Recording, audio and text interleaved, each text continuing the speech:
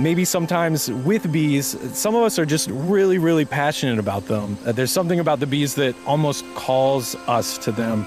And I definitely see that reflected in this book that we both read, Honeybee Democracy, because I can see parallels between what the author, Tom Seeley, and what I went through, this kind of something drawing us towards bees, learning more about them. It's what I love about bees is that it seems like the more I learn, the more I realize I don't know. It's sort of this never-ending rabbit hole of new and fascinating information.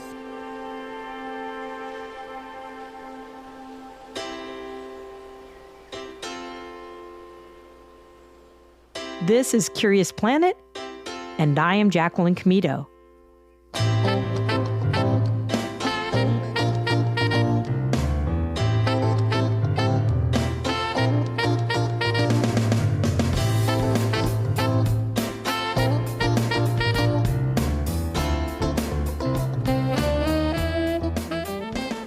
If you're familiar with the Broadway hit musical Hamilton, you know that one of its popular songs is The Room Where It Happens. Maybe you even find yourself humming it from time to time. But in conservation work, I lean more into a quote that has been a guiding principle for me since I heard it nearly 40 years ago. Nothing important happens in a room. A field, maybe, or a river, or in the case of today's subject, a hive, but rarely a room. I don't remember who said it, but my interpretation of this line is that life becomes so much more expansive when one is outside.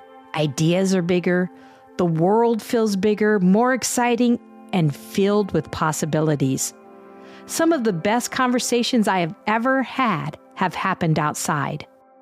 One of those great conversations happened recently when I spoke with Iowa State University bee extension specialist Randall Cass. The first time I interviewed him, we were outside near his hives with the honeybees and cicadas as background music. The conversation was almost electric as we explored the central ideas in a book called Honeybee Democracy by Thomas Seeley. When I replayed the interview later, I realized that the recording device had also picked up the wind at times. I didn't like that, so I arranged to meet Randall again, this time inside our quiet streaming room on campus. We covered the same material, but it lacked the spark of the outside interview. So here's the first interview in its natural habitat, wind and all. You might be surprised how much honeybees can teach us about decision-making. Enjoy.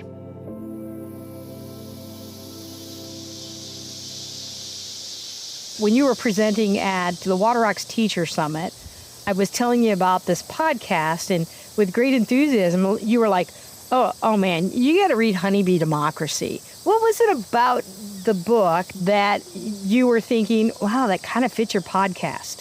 What I found really interesting between Honeybee Democracy, or about Honeybee Democracy, is how many comparisons you can draw between honeybee decision-making and the way that we as humans in society make decisions.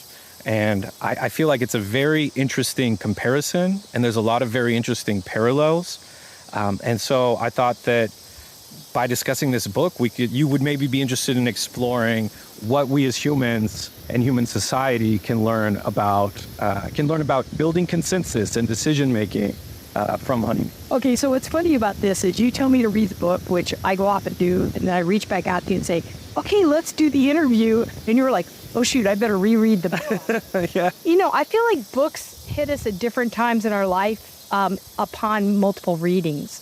And were there things about when you went back and reread it so you could do this interview with me that you were like, I maybe didn't see that the first time around, or something really struck me a little different, or I forgot what a great book that was? A little bit of both. I knew that I loved this book, and rereading it was a great reminder. You know, I kept pausing and thinking, this is such a good book. But I think that one difference between reading it now compared to when I read it probably 10 years ago is considering the current political climate in the United States, considering what's been happening over the past 10 years, how politics in the United States has changed. I'm reading the book with fresh eyes and drawing new comparisons to what's currently happening in our democracy and what the bees are telling us. Yeah, okay, so before we get to the conclusions, let's just talk about this a little bit. Honeybee democracy, what the heck is that? And what are the honeybees deciding, and how did they decide it?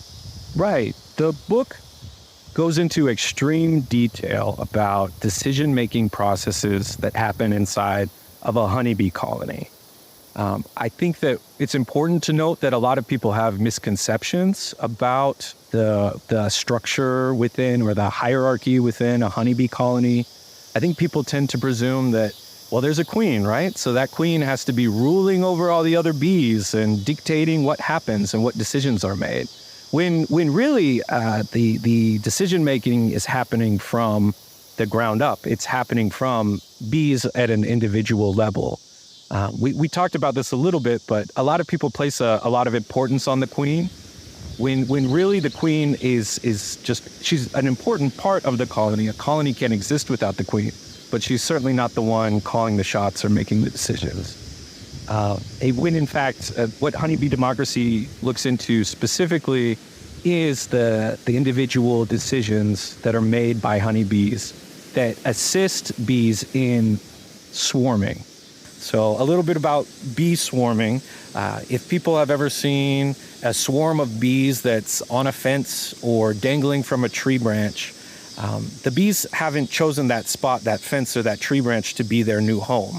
Actually, that swarm is in the process of making a decision about where they want their new home to be.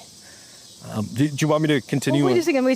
I'm going to ask a philosophical question, or maybe it's not philosophical. Okay, so is it, the swarm is singular. Yes. The bees are plural. How do they function? I mean, is it one organism or is it multiple organisms? How should we be thinking about this? The term commonly used to describe a swarm of bees or an entire colony of bees inside a hive is to refer to them as a superorganism. If I'm at an apiary site, one of my apiary sites, and let's say I have 20 hives there, each hive has 20,000, 40,000, 60,000 bees inside of it. But I'm not counting every bee individually. Each hive functions as a unit of livestock for me. So if I have 20 hives at a location, that's like having 20 cows on your ranch. So the bees inside the hive, as a colony, sort of function as a superorganism, as a single individual. They do this through communication, through pheromones. They do this in the case of decision making, through dance. And one interesting tidbit that Tom Seeley points out is that your average swarm is about 10,000, 20,000 bees, and the weight of those bees is about the equivalent of the weight of a human brain. So you can think of a single swarm itself as an individual human brain making some decisions. Yeah, so that's fascinating. So bees swarm as they need a new home, right? Yeah. And what motivates, what is the thing that encourages bees that it's time to find a new home? So bees will swarm in a couple of different circumstances. One of the most common reasons why they swarm is their population has grown too big for the space that their hive is currently in. So if they realize that they're running out of space, that they're filling up all their comb with honey, and there's no cells in the comb left for the queen to lay eggs, they will create a new queen. And then once that new queen is born, has emerged, half of the hive and the old queen will swarm away to a fence post or a tree branch, and then begin this decision-making process to find a new home, while the new queen and the other half of the colony will stay inside that hive. And this is how honeybees naturally reproduce in our ecosystem. Yeah, so if I remember correctly from Seeley's book, there's actually multiple queens, but then one queen emerges as the one that gets to go with the part of them. So usually the old queen, the brand new queen gets to stay at the current location, and the older queen will swarm away with the... Okay. So how did they find that new location? And this is where the honeybee democracy, the democracy part of this comes in, right? It's really fascinating. The swarm will land on a tree branch, on a fence post, and then over the course of a few hours or even a few days, you get to work with decision making. So in that swarm, there's a handful of bees that used to be foragers inside the hive, and foragers tend to be older bees. So they switch their job from foraging to scouting. These scout bees will go off in different directions and scout out new locations. They're doing a little bit of almost house hunting.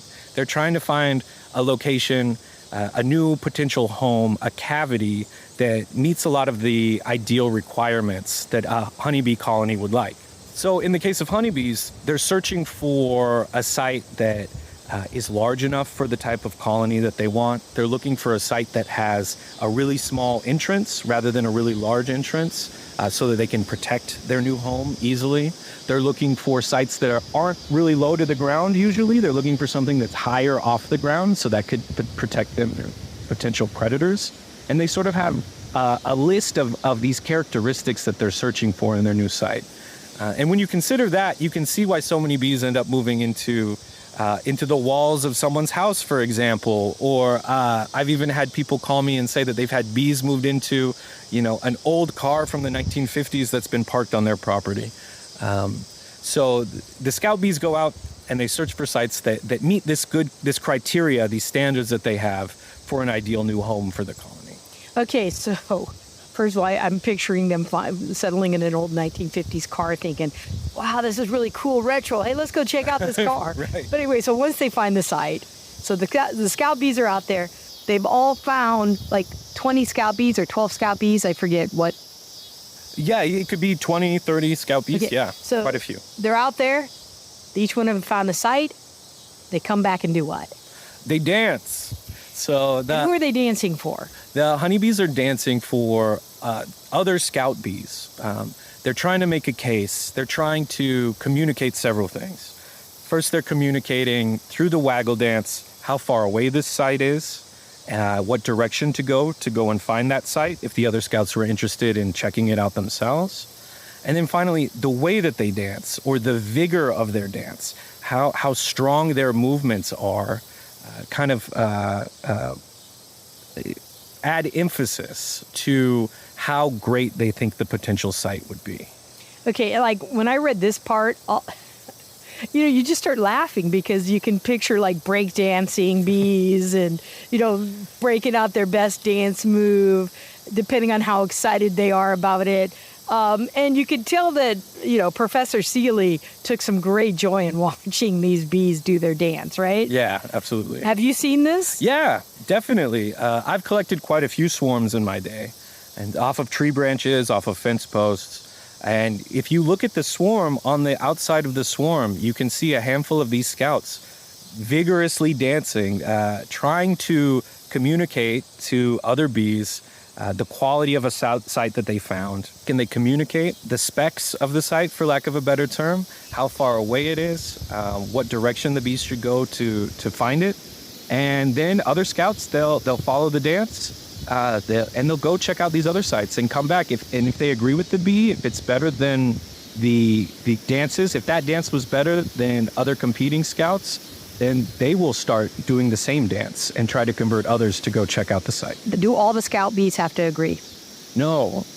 So in this way, it's very democratic. They're not necessarily reaching full consensus, but once the majority of the bees are dancing, doing the same dance about the same sites, that's when they've realized, all right, we can let all the other bees know that it's time to, we've picked a site, we've reached a majority. There's very little ego, which is something that I found really striking reading through it again this time. Sometimes bees will go out, they'll find a site that's just so-so. And when they come back to the swarm, their dance doesn't have a lot of vigor to it. It's as though they're house hunting. And, they're looking at the houses on the market. They found a house that, they could live in. But they're open to change their mind if another bee comes back and has a much more vigorous dance. Yeah, so it's more like, I found a spot. If we're desperate, yes, sure, let's go with this. Exactly. Often if the colony is lucky, there will be one standout site that they're able to find, and most of the bees get converted. over to deciding to move to that site pretty quickly. The other female workers are crowding around the queen. The queen is giving off, her way to communicate is to give off queen pheromone. And that's what keeps the bees together. They follow the scent of their queen. They follow her pheromones. So the swarm is all balled around the queen, and that's where most of the workers are. And they're taking care of the queen, but they're also waiting. They're waiting for a decision to be made and trusting, by the scouts. And trusting, the absolutely. Scouts. So the scouts have been given a job, and they're trusted to do that job because everybody's survival depends on it. Yes, and that's another fascinating thing and a difference between honeybees and humans with our decision making. If we're thinking about the honeybees as a superorganism, they function as a single individual, which means that scouts aren't trying to convince others, deceive others into choosing their site. They're willing to take the information that's given to them and go make decisions that will be best for the whole group based off of that. Because honeybees can't lie to each other. The honeybees are inherently honest. So the vigor of their dance, describing how great a new potential site is an honest, vigorous dance. And if the dance lacks vigor, that's the bees honestly communicating, the site, it's not great, but it would do in a pinch. That inability to lie, that is the reason why their democracy is so successful. Yeah. Scout bee goes out. If they find a great site, they come back and they have a very vigorous dance. At the same time, the bees don't take this at face value, right? They're not going to move to a new site based on the suggestion of a single individual in the colony. Other scouts will follow the dance. They'll go visit that site to verify that it's there, and B, that it's as great as they said it was. And they'll fly back and join in that dance. And over time, if that is the best site, they'll build up that majority of the scouts and make a decision to. Yeah, and they may work their way through a couple sites. Half of the scout bees go look at one, yes. The other half look at another one. So slowly getting down to the one perfect site. Yeah, I think in the book it mentioned that there's different research studies have found that there's a different number of dances that are involved, which essentially would mean the number of different sites that the bees have visited. And I think that they usually placed it between 10 and 30 different dances that they see in a given swarm. So bees are going to consider a lot of options until they find the best one. Yes. Let's talk about the implications for humans and maybe a path toward better human decision-making on a small scale. One of the things that stood out to me, and I don't know, maybe it's just because I feel like we give, quote-unquote, the leader too much authority and voice sometimes in our decision-maker rather than seeing them as a facilitator as opposed to driving the decision-making, that minimizing the leader's influence on groups' thinking was one of the ideas that Seeley offers at the end that jumped out to me, because I was like, yeah, sometimes I think the leader has to maybe remember your job is to get these ideas, let people air their opinions in honest ways, and then come to a group decision. Exactly. So as we mentioned before, it's not the queen, it's not a single leader that's making the decision about where the swarm should move to. It's the swarm creates somewhat of a public arena for for bees in this case, to share their different ideas and the different information that they have. And those individual scouts are the ones that come together and are able to present their ideas, have them verified, and then have the idea that would be best for the group be the decision that's made. Yeah, and it's interesting to me that the scout bees tend to be the older bees in the group, so obviously been through a little life. Yeah. And have some experience and really truly understand what's going to make a good home for their survival. And so I think ideally that's also what we're trying to do when we organize committees and stuff, is to, especially if they're elected officials, like in a faculty meeting, everybody's just there, so it's a different dynamic. But in the case of elected officials, like city officials, I mean, ideally you are getting the more experienced, maybe the more knowledgeable, or different knowledge bases on one committee and going for it. So that's one thing bees show us, that it does help to had a little experience under your belt. Yeah, absolutely. These foragers, When a honeybee begins foraging behavior, that's usually once they're quite a bit older. They'll go through a series of different jobs before that, but foraging is one of the last ones that they have. So these bees in the swarm are relying on experienced bees that have been, quote unquote, and literally out in the field. They have honed their vision, so they know how to seek out flowers to collect nectar and pollen, and they use these skills that they've developed to seek out potential new nesting sites.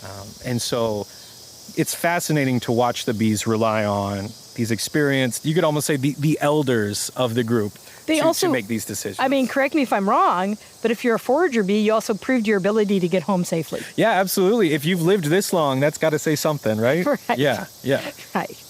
So that was one of the big things that stood out to me. If I remember from when we were talking earlier, what seemed to really stand out for you is those two things of the lying and the ego. So let's talk about that in terms of the bees' inability to lie and then humans' almost super ability to lie. Right. As I was reading this, I kept on thinking about the human decision-making process and how much easier the decision-making process for humans would be if we had perfect information, right? So I mentioned kind of Google and algorithms, right? If I want to find information, let's say I want to Google what we're talking about right now. I want to Google information about honeybees. Or I want to find the best place to buy this book, Honeybee Democracy. So I'll go into Google and I'll search Honeybee Democracy, Tom Seeley. They're going to give me a result, right? But it may not be the cheapest book necessarily. That's the first thing I can click on. It may not be the ideal place that will deliver it to me the fastest, because there's all these things happening behind the scenes that really motivate clicks. It's really motivated by clicks, and there's ways to kind of game that search engine system. And so I may not be presented with the best search results at the end of the day. Whereas with honeybees, they are visiting these sites, they're coming back, they're communicating honestly the quality of the site, the distance to the site. And so the other scout bees are presented with honest information, at least to that individual bee's perspective. They then, of course, are able to go and verify and then potentially be converted to think that site is the best one and join in that dance. And so what I appreciate about the honeybees working as one super organism is they all have the entire colony's welfare in mind. Each bee is an individual, but the decision-making comes down to what's going to be best for the group. The scouts that don't win the dance don't care. And this decision is being made by the bee elders, this handful of scouts that go out and search. So in a way, the other 10 to 20,000 bees that are in that swarm are placing trust in those bees to make the right decision. Because once those scout bees reach a majority and just pick a site, the other bees will follow where they tell them to go. Yeah, and so what's fascinating to me about that is I do think in human groups, smaller groups, so I always think when I read the book, I kept saying, yeah, this is democracy with small d on a small scale, is that, let's say it is a community of 10,000. They are actually trusting that the 10 to 20 people they put in charge of their city council and their mayor, they are trusting that they're going to make good decisions for the remaining people. It's when they fail to do that trust begins to break on that 10,000 and people start to make bad decisions. And if you think about it, if you put it in terms of the bees, if they go to a home that isn't suited, maybe it's not big enough or it's not going to protect them from, especially like in Iowa winters, they're dead. Yep, it's a life or death decision. Yeah. So trust. So I think maybe you have ego and they can't lie. My opposite of lying would be this trust factor, is that how do we restore trust? And in some cases, it's in our hands. We just have to pick better leaders. Yeah. Better people to represent us. I think it's a better way to say people to represent us. Yeah, and I think that not only in selecting leaders, but in general community decision-making, open to hearing and giving time and space to hearing about all the different perspectives, all the different ideas that are available, and then with full information, making decisions about what's going to be best for everyone.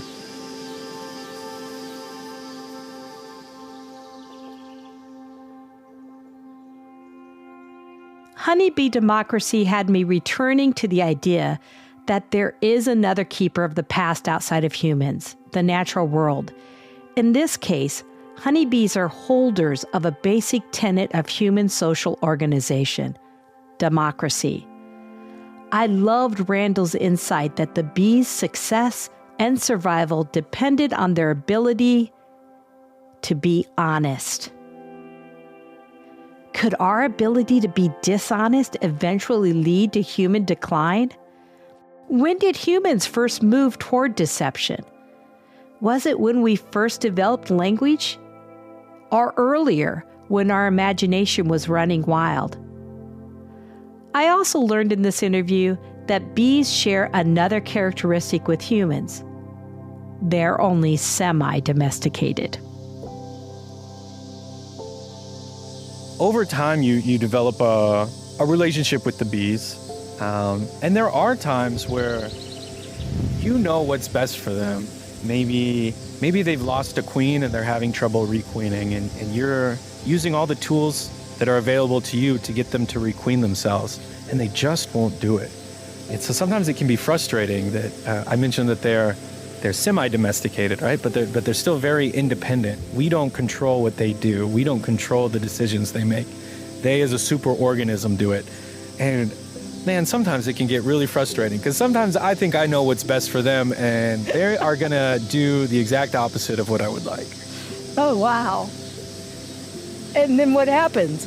They die? Sometimes, right. But they're gonna do what they want to do.